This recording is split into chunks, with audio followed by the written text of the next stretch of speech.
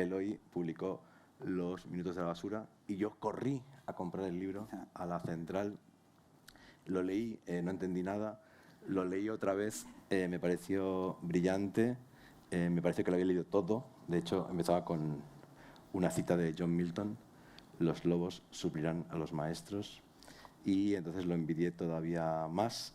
Y con los años lo que he hecho ha sido acrecentar mi admiración, ya no envidia o solo envidia sana, por Eloy, su figura, su inteligencia, su modo de leer y su modo de escribir, que no ha hecho más que crecer con el tiempo hasta llegar a este libro brutal que es Los brotes negros.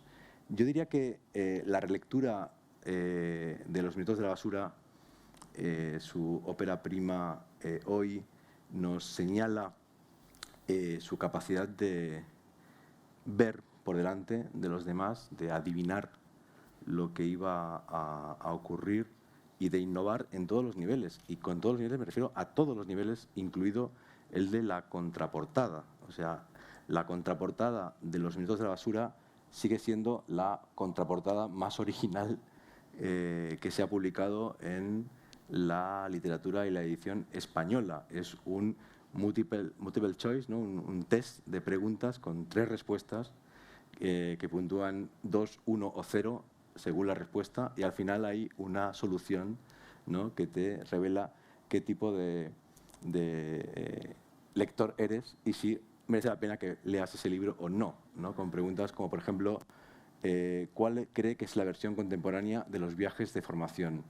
1. Italia de museo en museo. 2. Cuba de mulata en mulata. 3. El viaje al fin de la noche. Según lo que has ido decidiendo en cada respuesta, te recomienda que compres el libro o no. Es la única contraportada de la historia del mundo editorial que te recomienda que, bueno, quizá no es tu libro, pasa a otra cosa. Me ha encantado, Eloy, no lo había hecho en 21 años, releer la dedicatoria. Por eso me refería al tono confesional de esta noche, que repito, no se va a volver a repetir en los cafés literarios. Dice: para Jordi Carrión, en el umbral de una fructífera carrera literaria. Afectuosamente, Eloy. 25 de enero de 2001. Eso es como la prehistoria. Es antes del 11 de septiembre. O sea, hace mucho, mucho, mucho, mucho tiempo. En cualquier caso, me hace mucha ilusión que estés aquí. Y nada, si quieres matizar, refutar, impugnar lo que he dicho, estás en todo tu derecho. Bueno, antes que nada, muchas gracias, Jordi, por las hipérboles, por el reguitzell de hipérboles tan amables y por los recuerdos, algunos de los cuales, como el de la dedicatoria, que me ha llegado. Vamos. es el tema. No, de verdad, y también quería dar las gracias, desde luego, a Casa SEAT por su hospitalidad y a las personas que hacen posibles libros como este. Casi todos los que tienes ahí son el team Anagrama, aquí presente, y especialmente a Silvia Sese y a Isabel Ubiols por su confianza en este proyecto. Mientras ibas hablando me iba viniendo un flashback, toda una serie de imágenes de esas que no estoy a partir. A lo mejor me muero ahora, es justo lo que pasa cuando te ahogas, o esta clase de cosas. Y claro, tú estabas hablando del inicio de una carrera literaria, de las esperanzas que se depositan allí, de los primeros tanteos. Y bueno, pues de cómo imaginamos en aquel momento, con la inocencia de nuestros 20 años, pues una progresión, no solo en el campo de la literatura, sino en el campo profesional en general, pues en vertical, ¿no? Subiendo un escaloncito tras de otro, y a buen ritmo, sin chapresas, hasta llegar a una posición presentable. Y bueno, como tú sabes, hay algún momento de las vidas profesionales que sucede así, que dices, no, es como lo que me habían contado, la publicidad del estado del bienestar era cierta y tal, y luego hay momentos en que no. Y bueno, como tú sabes y como sabéis algunos de los que estáis aquí y lo habéis leído, pues este es un libro que trata de una de estas fases. Está escrito en un tiempo de suspenso, en que, así como a lo largo de la vida cotidiana, pues bueno, quien más, quien menos, nos puede fallar nos puede fallar la vida afectiva, nos puede fallar un aspecto de la vida profesional, algún aspecto al que no nos sentimos realizados y tal, pues algunas veces llega un momento en que se alinean los astros, pero para mal. Se cumple la ley de Murphy, o al menos uno se autoconvence de que se ha cumplido, y uno se siente, pues bueno, derrotado. Y bueno, este es un estado de ánimo que a mí, de entrada, que a mí me da vergüenza, que no lo había compartido ni siquiera con amigos como tú, o como Roberto, como Juan, o solo había compartido en parte, porque me resulta difícil articularlo, quizá no sea el único. ¿Y cómo salí de este bloqueo? Bueno, pues aquí hay otra persona que tendría que dar las gracias, que es Ampar Pérez, es psicóloga de la Escuela Conductista y que me acompañó a lo largo de este proceso con una terapia que, a diferencia de otras terapias que yo había seguido, yo tengo una colección de terapias, como tengo de todo, la lacaniana, Tengui, la behaviorista, Tengui, la Gestalt no he llegado, pero poco me faltó porque había una casa que yo estaba en el cuarto y la Gestalt está en el segundo, entonces siempre he pasado por delante y digo, entro en la Gestalt, ya tengo toda la colección o qué. Entonces, no estamos aquí para hacer propaganda del conductismo en psicología. Pero bueno, en ese caso en particular, el de la doctora Pérez, pues sí, en una de las sesiones me dijo, bueno, a ver, y todos estos rollos que me cuentas, algunos en persona, algunos otros por Zoom durante la pandemia, bueno, pues ¿por qué no lo escribes? Porque tomas unas cuantas notas. Empecé a garabatear unos apuntes en un cuaderno, volví a escribir a mano, cosa que hacía mucho tiempo que no escribía, y lo que en primera instancia eran unos intentos de poner palabras pues a los estados de ánimo, a situaciones de padecimiento psíquico y bueno, pues situaciones duras, de una manera que no sabría explicar del todo, fue creciendo. Un día vi que podía desarrollar un poco más el tema de cómo se siente uno cuando padece un episodio. Otro día me interesaba relacionarlo con otros aspectos, con otros temas que estaban presentes en las noticias, otras personas a las que les pasaba lo mismo. Está el tema, como tú sabes, también de la vida laboral, de sus obligaciones, de sus urgencias, de sus prisas, etcétera. El formato dietario me sirvió para una parte del texto, no para todo, pero sí hubo un día, que lo recuerdo muy bien, en que por la mañana, en un piso muy pequeño en el que estaba en el Raval durante la pandemia, en un Raval pues fantasmal, semiabandonado, del cual se habían adueñado pues la comunidad sin techo. Esto vi que había desarrollado un hábito y un tono y que podía ser un libro. Es muy interesante el comienzo del libro, ¿no?, de los brotes negros, que es así. Por una vez la prensa no se equivoca si el barrio se ha degradado, ¿no?, y le das la vuelta y, digamos, el degradado de algún modo eres tú, ¿no?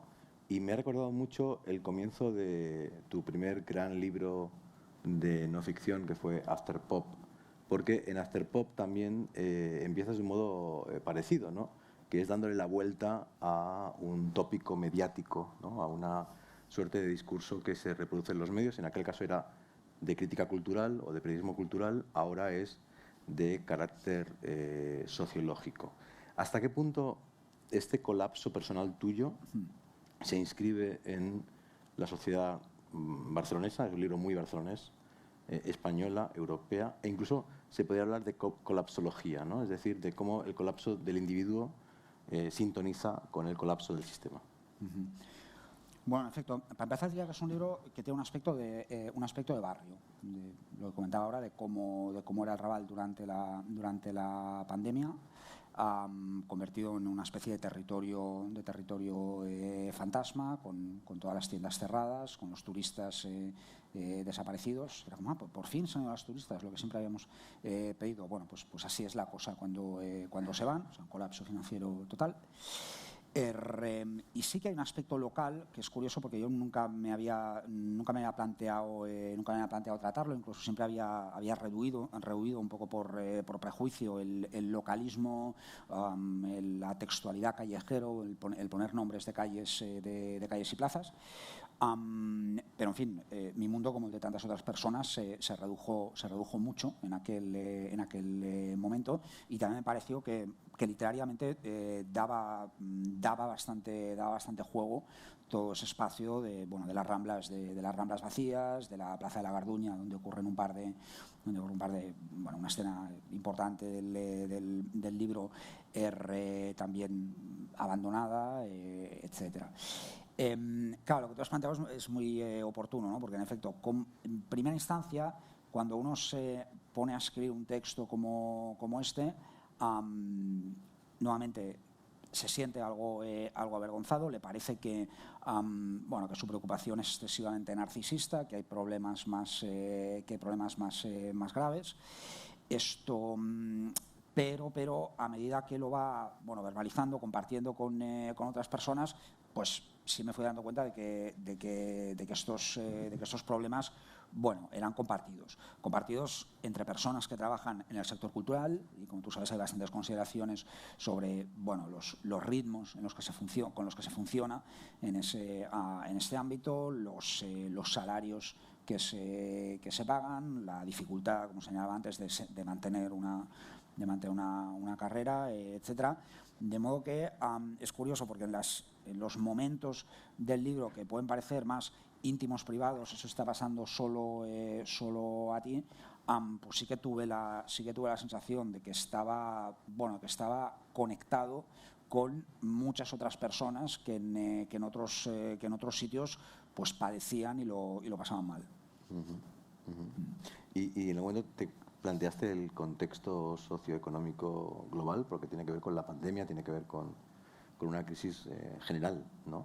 O tú, en el momento en que, en clave casi terapéutica, abordas la primera redacción del libro, que después crece de un modo literario, no tienes ese panorama de fondo tan presente como si lo tienes en todos tus libros, ¿no? Que siempre intenta generar una lectura global, sociológica, de conjunto. Pues mira, diría que este es un tema que fue creciendo a medida que iba progresando poco a poco, por eso lo he escrito muy paso a paso y párrafo por párrafo, muy reescrito también. Y así como en primera instancia me interesaba más la cuestión física, o sea, cómo se comporta un cuerpo exacerbado cuando uno pierde el control de sí mismo, en privado, pero también en la calle, cómo lo ven los demás. Por eso al principio del libro hay hago ese regate, que es una especie de dimisión de la autoridad narrativa. Es decir, que yo empiezo escribiendo como si fuera un vecino respetable, indignado por la degradación del lugar en el que vivo, pero a la segunda página me tengo que bajar de ese pedestal, porque yo he dejado de ser ese vecino respetable. Ahora soy otra cosa. Tengo casa, pero cuando se me ve por la calle me parezco más a la gente que no la tiene que a los probos ciudadanos, ¿sí? Me interesaban los movimientos, los gestos, los tics, toda una ritualidad que surge con los episodios de ansiedad, que se va repitiendo con distintas intensidades. Los psiquiatras en esos casos te preguntan, bueno, usted ayer tuvo un mal momento, pero si intenta evaluarlo, digamos, de 0 a 10, ¿a qué nivel estaría? Bueno, cuando hacen esa pregunta, logras racionalizar un poco lo que has vivido como un momento de locura o de folia. De modo que al principio, y creo que esto se ve sobre todo en las primeras 40-50 páginas, pues yo quería desarrollar una narración un poco beckettiana, si quieres, del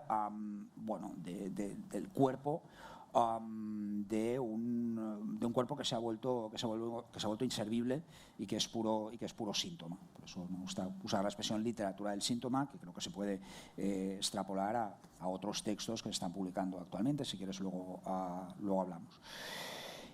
Y hubo un momento en que creí que haría un libro solo sobre la corporalidad desatada, pero hubo un momento en que este tema me fue llevando a el contexto socioeconómico, como tú señalas, la cuestión de la productividad, los discursos que manejamos para diferenciar entre salud y psicología, entre salud y patología, en lo que se refiere a la vida mental, las mentiras o medias verdades que nos contamos, como usamos con frecuencia el término estrés, cuando en realidad estamos varios grados por encima de eso, con trastornos, digamos, estructurados como tal y diagnosticables. Y claro, luego hay otro asunto que, como tú decías, te conecta con todos los demás sufrientes, que es el de la medicación.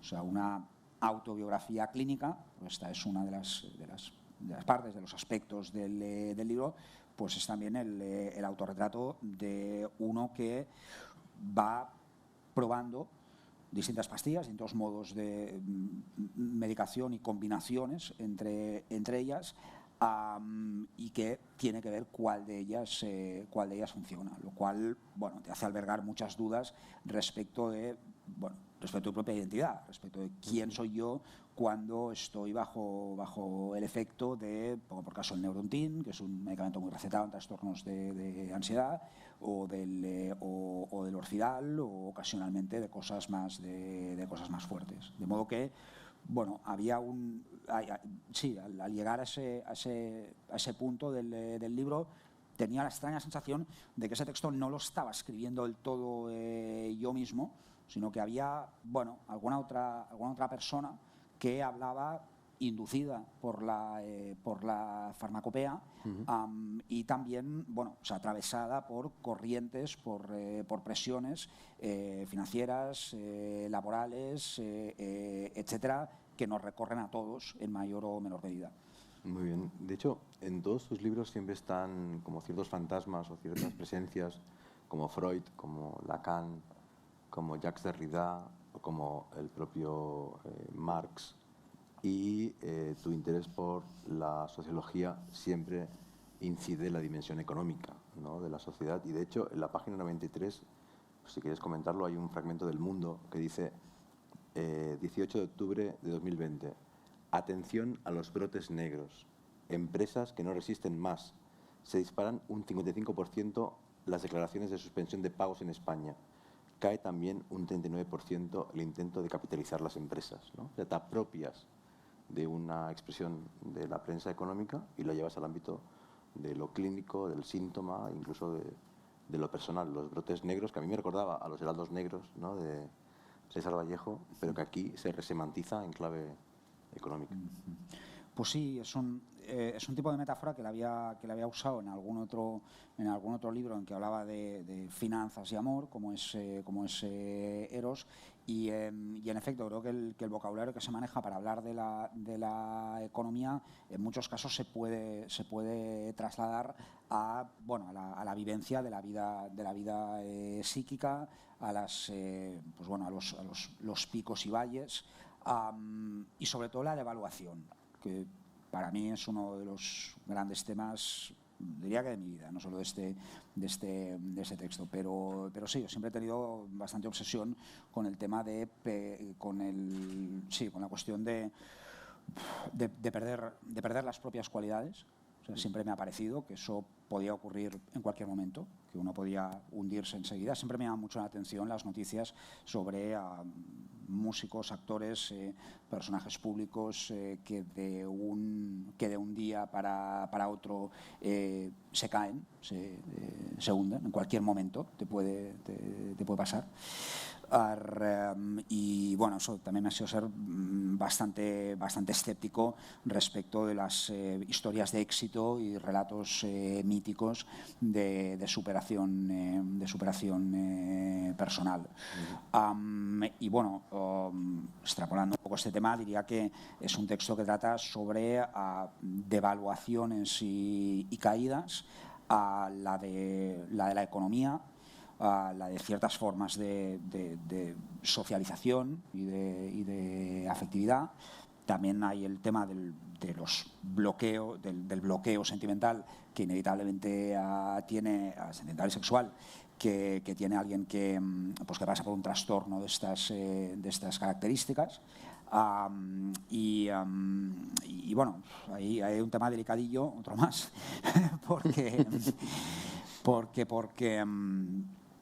claro, uno no deja de necesitar amor y sexo, aún en circunstancias en que no está capacitado para darlos, para recibirlos o para sostener una relación. De modo que, tema vergüenza, subtema 3 de la vergüenza, pues sí, quien quiera que pasa por esta clase de situaciones, pues se siente culpable al meterse en Tinder, al desarrollar relaciones, duren más o duren menos, porque uno siente que uno siente que está mintiendo a su interlocutoras en este caso, que no está preparado para una relación, a veces ni siquiera para un rollo de una noche. Luego, y la parte del libro titulada Neurotinder trata de eso, te encuentras con otras personas que también van de farol, que también les están pasando cosas semejantes. Claro. Y ahí, bueno, también se dan situaciones de empatía cuando nos destapamos los faroles los unos a los otros.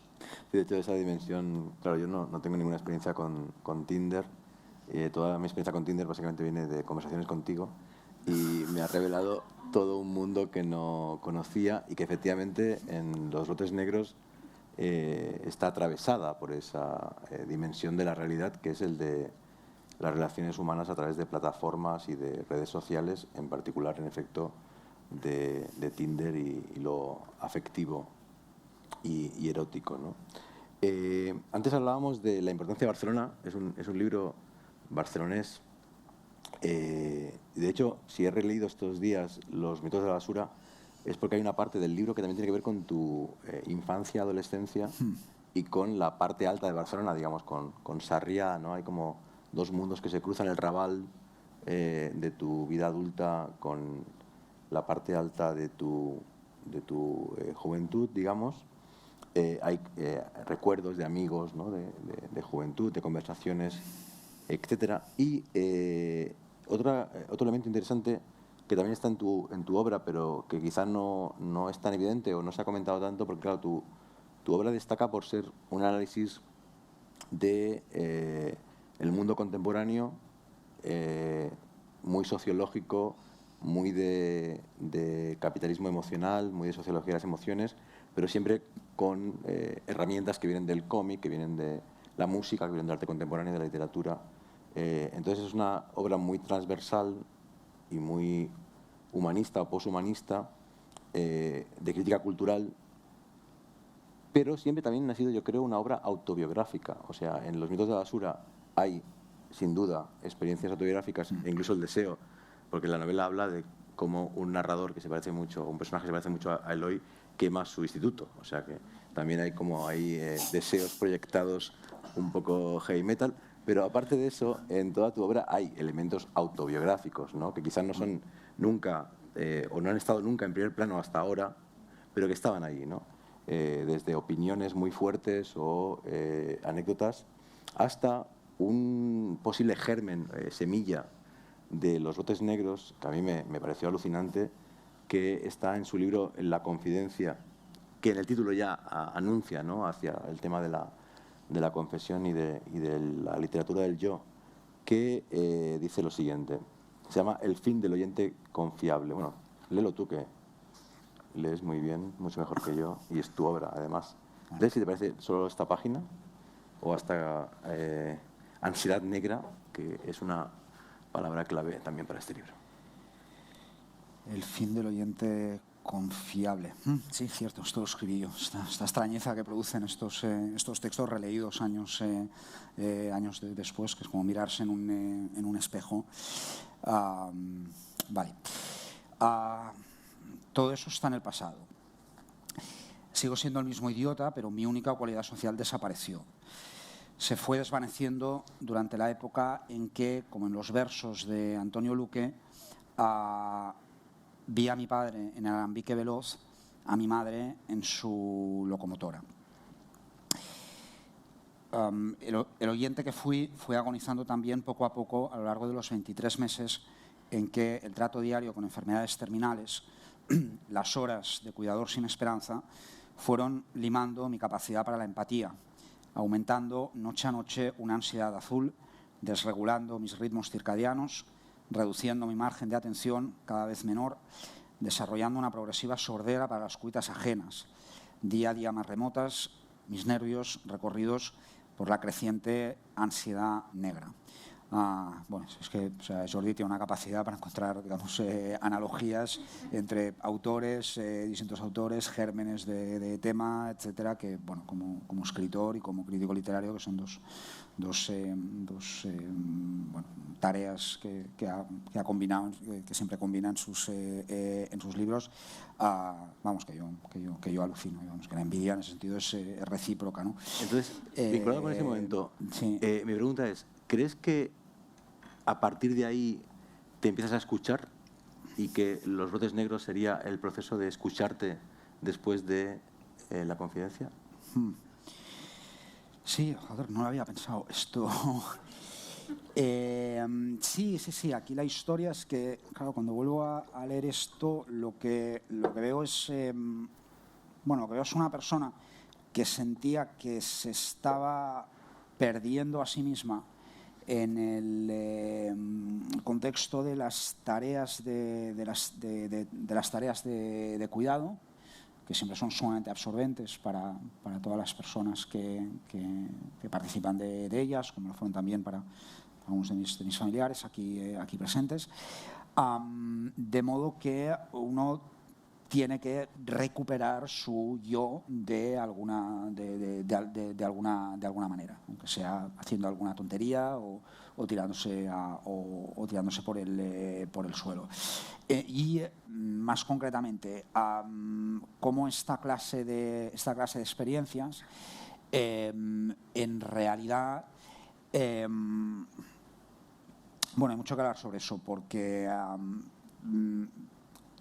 conecta con una parte con una cita del libro de Primo, más que una cita, una referencia a lo que le pasa a Primo Levi, que es alguien que sobrevive a los campos de concentración, pero acaba suicidándose en casa, en una situación en que, bueno, pues su madre era dependiente y él bueno, pues la cuidaba todo el día. Entonces, pues, claro, los especialistas en Primo Levi, los lectores, nunca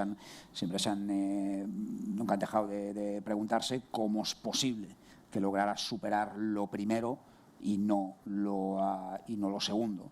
Y aquí solo podemos especular, pero creo que es una especulación razonable decir que a Primo Levi probablemente lo mató su propia educación de género, en el sentido de que pues quizá sobrevivir a la rutina de un campo de concentración era algo para lo que de alguna manera podía estar preparado, en tanto que hombre, en tanto que futuro guerrero, etcétera, mientras que la posición del cuidador, que es una tarea que tradicionalmente han realizado las mujeres de manera no remunerada, sin el reconocimiento debido, etcétera.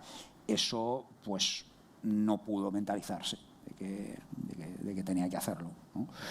Y esto lleva también a la cuestión de la empatía. En efecto, hay situaciones en que nuestra empatía se enfatiza.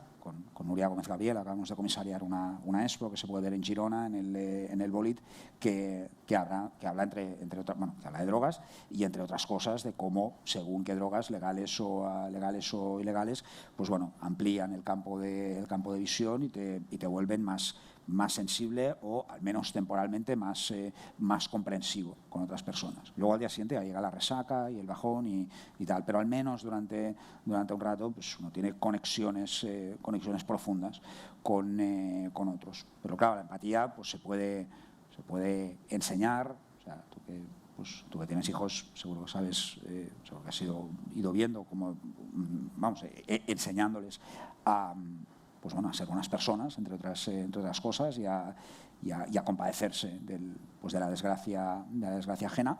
Pero la empatía también se puede bloquear, y esto puede ser un problema, y aquí vuelven a coincidir, un problema de carácter psicológico, lo que puede ser un bloqueo, una situación de negación o un estado de ánimo de negatividad y de verlo todo negro, con un problema de carácter social, como puede ser el carácter hiperrelacional del mundo en que vivimos, lo que yo denomino la doctrina relacionalista, que es esta creencia en el valor del vínculo per se, del hipervínculo, del contacto en redes sociales y del roce continuo, que hace posible una larga serie de pequeños, mínimos actos de conexión y reconocimiento, incluso de intercambio, pero que puede también bloquear la capacidad para la comprensión del otro, por exceso de estímulos. Okay. Lo de Primo Levi me hace súper interesante. Yo tuve la oportunidad de colarme en la casa de Primo Levi porque no está ni siquiera indicada en la calle. La familia no quiere que se sepa que fue ahí donde vivía. Y subí hasta el piso y miré, ¿no?, lo que él vio cuando se tiró. Y en aquella época leí mucho sobre cómo escribió y lo que vivió. Y sabes que cuando él vuelve del campo, escribe enseguida Si esto es un hombre, y nadie quería escucharlo. En su casa, en su familia, nadie quería escuchar lo que había vivido. Nadie en Turín quería saber qué había pasado. Entonces el tipo se iba a los trenes y hablaba con desconocidos y les contaba lo que era Auschwitz y lo que después escribía, ¿no? Y de algún modo yo en tu libro veía un eco, en el sentido de que también optas no por contarnos a los amigos lo que estás viviendo, sino ir a buscar gente desconocida, incluso a darles abrazos, o en Tinder, ¿no?, buscar ese tipo de conversación con alguien anónimo, ¿no? ¿Hasta qué punto tú crees que el libro tiene que ver con la parte terapéutica? ¿Hasta qué punto tiene que ver con toda tu obra? Porque, como hemos visto, tiene claramente conexiones y es coherente con todo lo anterior que has escrito.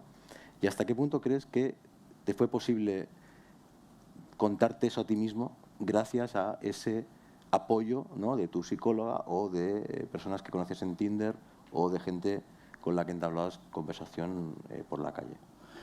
Eso fue decisivo, esa clase de apoyo, y es curioso porque luego, leyendo otras autobiografías clínicas, cuando el libro ya lo había terminado, porque no me quería dejar influenciar por otros textos, observé que en varias de ellas hay cierta injusticia, y me incluyo, porque las personas que fueron de más apoyo, en muchos casos aparecen, como decías antes, como fantasmas. O sea, alguien te cuenta que ha pasado por un proceso depresivo, en que ha estado al borde del suicidio, y solo en dos momentos pues aparece su mujer.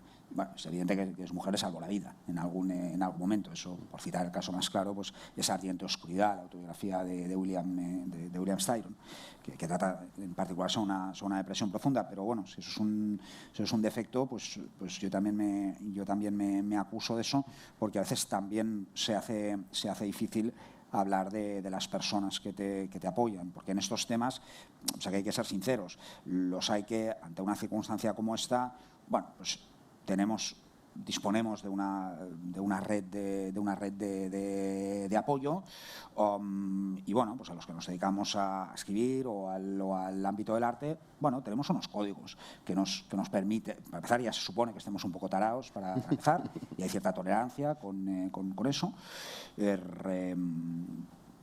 Y bueno, pues hay vale, o sea, es alguien que le ha dado una bajona muy fuerte, por tanto a esto lo llamamos pues autobiografía clínica, y está en esta sección de la no llegiu, etcétera. Bueno, dentro del padecimiento del que doy cuenta, pues bueno, hay cierta red de seguridad.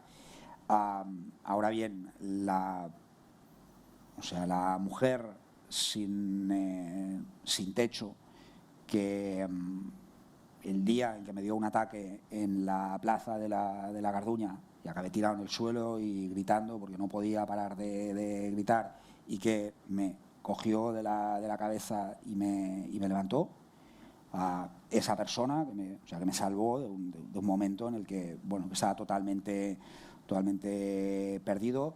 Claro, esa persona, ¿quién le va a dar voz? ¿Quién le va a dar crédito? Esos son los testimonios que nos faltan. Hay otro elemento vinculado con eso, directamente vinculado con eso, que es que no tienes ningún problema, para mí obviamente, pero no es tan obvio, de hablar del llanto, ¿no? Del hombre que llora, ¿no? ¿Cómo fue ese ejercicio de convertir en palabras algo tan íntimo, tan torrencial y difícil de asumir como es el llanto inconsolable? Pues mira, este es un tema que, como tú sabes, en la conferencia ya lo había tratado. Hay un capítulo digamos, de estudios de las masculinidades sobre virilidad y llorar, escrito en un tono más bien guasón. Que comento, entre otras cosas, que mi propia experiencia no coincide exactamente con el famoso los chicos no lloran. Más bien lo que yo he vivido, no sé cómo lo viste tú en el patio del colegio, era que, al menos en aquella época, digamos, pre-butleriana, de prehistoria del género, pues bueno, los chicos a la hora del patio pues jugábamos a fútbol y nos embarcábamos en actividades violentas y peligrosas, mientras que de entre las chicas había muy pocas que lo hicieran. Por tanto, si alguien acababa llorando, era más probable que fuera un chico, y era más probable que fuera porque realmente se había roto algo o porque estaba sangrando. Digamos, el guión imaginario de género era que si un chico lloraba, podía haber un oso roto o al menos sangre, mientras que si una chica lloraba debía ser una trivialidad. Ahora bien, tal como yo recuerdo, este imaginario lo transmitían, también estaba en la cabeza de las profesoras. No era una creación sexista creada únicamente por hombres, sino que, bueno, se transmitía a través de hombres y de mujeres. Entonces, y bueno, otro de los casos que pongo es el de la final de la Eurocopa de fútbol que gana Portugal, en que Cristiano Ronaldo pues llora y se deshace en lágrimas 2 veces consecutivas en 3 cuartos de hora. Paréntesis, revisando tu obra he visto una cierta obsesión por Cristiano Ronaldo y el Madrid, o sea, el Santiago Bernabéu aparece ya en After Pop. No sé si quieres hacer algún comentario, ya que no están grabando las cámaras, sobre esta cuestión. Una cosa que a mis amigos culés os trae mártir, siempre lo hemos sabido. No, yo no soy de Madrid, solo hago ya sabes que solo hago para fastidiar esto. Pero sí, de ahí salen casos que me parecen muy significativos. Y y bueno, que yo sepa, a Cristiano Ronaldo no dejó de considerársele un hombre hecho y derecho, incluso un modelo, por haber salido llorando dos veces, ans al contrari. Era como, vale, sí, pues esta sinceridad, este arrojo o este desprendimiento resultan todavía más viriles. Yves Kosowski-Sedgwick tiene un texto interesantísimo sobre este tema, en que sostiene que las lágrimas masculinas son más bien percibidas como si fueran un cáliz delicado, como si fueran las lacrimae rerum, lo llama ella. Por tanto, hay cierta ambivalencia respecto del tema del llanto. En cuanto a la manera de contarlo, bueno, pues siendo que los episodios de ansiedad que ya a lo largo de unos cuantos meses, pues en algunos momentos se manifestaban en ataques de ira, pero eso era más infrecuente. O sea, era más habitual lo de llorar, con algunos momentos, con algunos ataques que podían llegar a prolongarse a lo largo de horas, en algunos casos.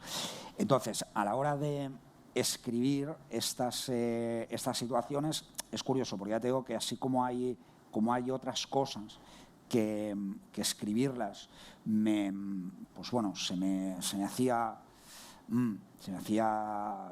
hacía duro, me hacía sentir inseguro, en situaciones en que estaba reconociendo fracasos personales. En cambio,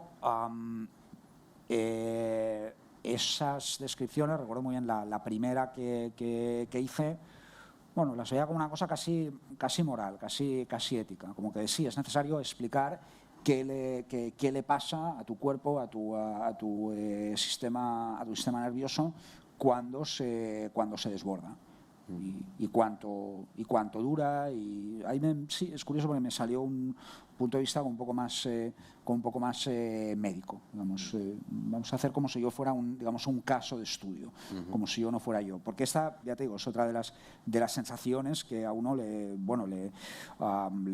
abruman continuamente a lo largo de estos procesos, ¿no? Es decir, sí, o sea, esto, o sea, realmente me está pasando a mí. Realmente llevo, meses prácticamente sin ingresos, sin lavar la ropa, viviendo como más o menos como un homeless. A lo mejor no, a lo mejor lo estoy soñando, o le está pasando a otra persona. Esa sí que es una sensación muy intensa, que hace posible que puedas salir del estado, eventualmente del estado de decaimiento, y contarlo.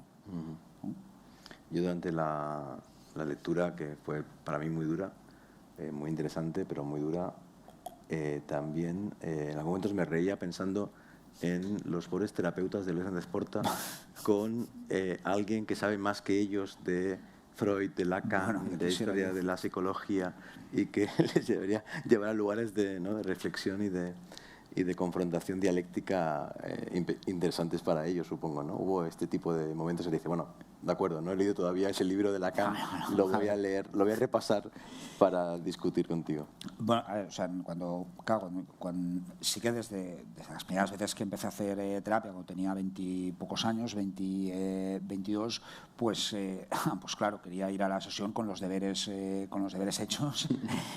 y sí, uno empieza leyendo Freud, y a partir de ahí se va expandiendo a lo largo del campo freudiano, hasta llegar a textos como los de Zizek y la escuela de Ljubljana, que en aquel momento los leía como si el texto pudiera ser un fármaco, como si me pudiera dar una clave para sentirme mejor, para prosperar, y que luego los acabas utilizando para lo que comentabas antes, para comentar fenómenos sociales, de actualidad, etcétera, haciendo a la vez, como diría Deleuze, crítica y clínica. Son dos aspectos tan relacionados. Entonces, bueno, la terapia es un tema que sí que salió bastante y que bueno, en este libro un asunto que lo he tematizado, pero que siempre ha estado muy presente, es el del delirio.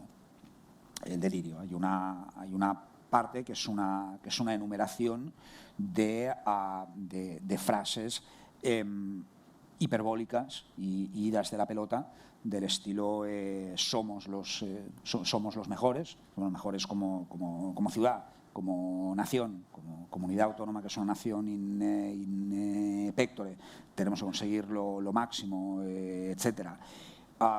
Yo siempre me he sentido rodeado de delirios. Creo que es una experiencia que compartimos todas las personas que crecimos en esa ciudad en los años 80, que éramos niños en el momento en que sale Josep Antoni Samaranch por televisión y abre un sobre y dice a la Ville du Barcelona, y eso a un chaval de 11 años le hace creer que su ciudad es el centro del mundo. Sí, creo que, vuelvo haciendo el flashback sobre aquel momento, creo que hubiera sido bueno que alguien cortara esa situación y dijera, a ver, lo que estás viendo es a un puto franquista abriendo un sobre de papel y hablando de un concurso amañado. Y lo que viene a continuación son 6 años de puro delirio, de importancia y especulación urbanística.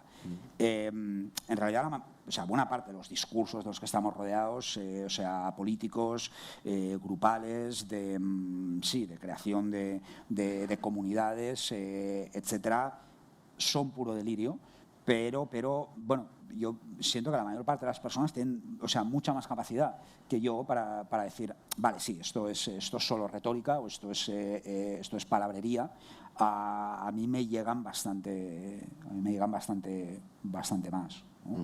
Y bueno, y ahí también una de las escenas que cuento, en la que hablo del tema de la identificación de un personaje ficcional con el que me he sentido identificado, que es una cosa rara en mí, porque yo no tengo este tipo de lecturas y este tipo de relación con los textos o con las obras de que soy yo total, o me interesa hasta ahora porque es exactamente mi rollo. No, a mí me interesa que me cuenten una cosa de la que no tengo ni puta idea, y que me permita, pues, descubrir otros mundos, que el mío ya me lo sé y me tiene frito.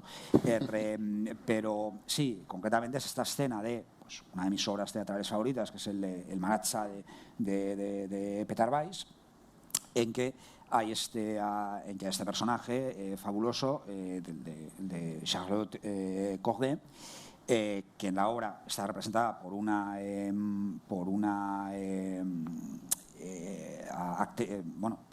interna del sanatorio que padece narcolepsia. Tanto se va quedando dormida de golpe, y claro, a ella le han dado el papel de la asesina de Marat, y claro, le ponen el cuchillo en la mano y continuamente la están despertando para realizar ese gran acto revolucionario, y continuamente se vuelve a quedar frita porque tiene narcolepsia. Y bueno, eso sí que soy yo total.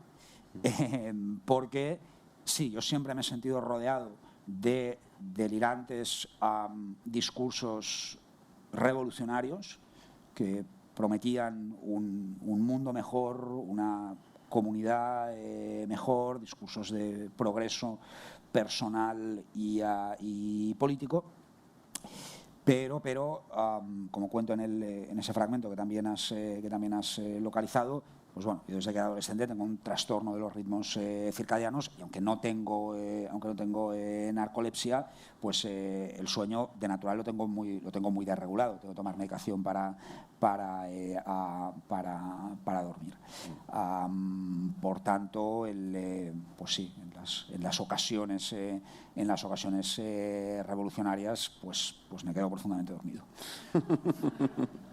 En el libro, y acabo, última cuestión y ya os doy la palabra, En el libro comentaba esta idea, ¿no?, de que hay como dos Barcelonas, también dos momentos de tu vida, el de la adolescencia, juventud y el de ahora y la pandemia. Y estamos en la Casa SEAT y siempre acabo los cafés literarios, como sabes que has venido a varios, preguntando sobre el tema de la movilidad, que es un centro cultural consagrado a la movilidad. Y quería preguntarte cómo te mueves por Barcelona, porque en el libro te mueves a pie.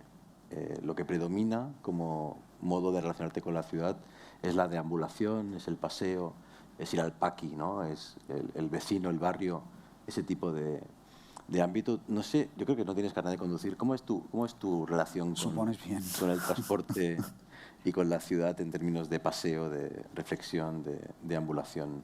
En varios de tus libros hablas de la deriva situacionista, es algo que has estudiado. ¿Cómo te relacionas con el paseo y con la ciudad en términos de movimiento? Pues mira, yo siempre, todas las ciudades en las que he vivido, menos una, eran ciudades donde uno se podía manejar suficientemente bien sin coche. Bueno, miento. En realidad, muchas veces había que pedirle a alguien que te llevara a algún sitio. Había sitios a los que no se podía llegar. Pero bueno, te podías autohipnotizar y convencerte de que la mayor parte del tiempo con transporte público y a pata ya te apañabas.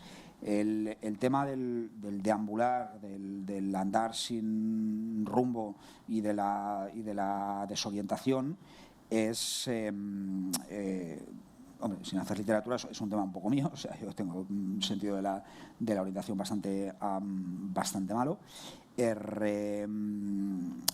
Por eso me gustan mucho ciudades como París, donde da igual que te pierdas, porque cada 50 metros hay una boca de metro. Entonces, bueno, pues te vas desorientando, pero te vas reorientando a la vez. Yo crecí, como tú has señalado, en Sarriá, no en el Sarriá de las torres, sino en el Sarriá de los pisos de renta antigua. Por tanto, un nivel, digamos, de clase media-baja, distinta. Esta es una precisión que cuando uno la cuenta normalmente no le creen, o dice, no, tú creciste en Sarriá, entonces ya este determinismo social. Bueno, pues vale, no, la cuestión es que, bueno, en realidad es uno más de los pueblos que, como tú sabes, fue absorbido durante la Revolución Industrial. Y, por ejemplo, mi madre, que en paz descanse, hablaba de, cuando iba a Plaza Cataluña, hablaba de baixar a Barcelona. Y esa era la mentalidad. O sea, sí, en realidad sigue siendo la mentalidad de muchas personas que viven ahí, ¿no? Entonces, respecto al tema de la movilidad y del transporte, bueno, o sea, recientemente he leído algunas cosas alarmantes sobre este asunto. Jorge Richman ha escrito tanto en narrativa como en textos sobre ecologismo, pues varios textos que alertan sobre el agotamiento de los combustibles fósiles, que son indispensables para los coches, también para los eléctricos. Y bueno, si he entendido bien la historia, ese es uno de los asuntos en los que se pone en juego, digamos, nuestra supervivencia, o al menos la supervivencia de la sociedad tal como la conocemos a lo largo de los próximos años. O sea, que en Casa SEAT tienen que leer a Jorge Richman.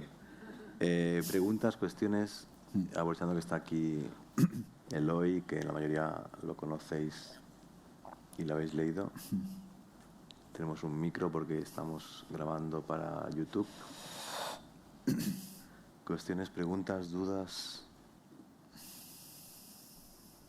Marc, aquí delante. Buenas, pues has comentado que tú, como lector, no tiendes a identificarte con los textos o no lees para identificarte con los textos.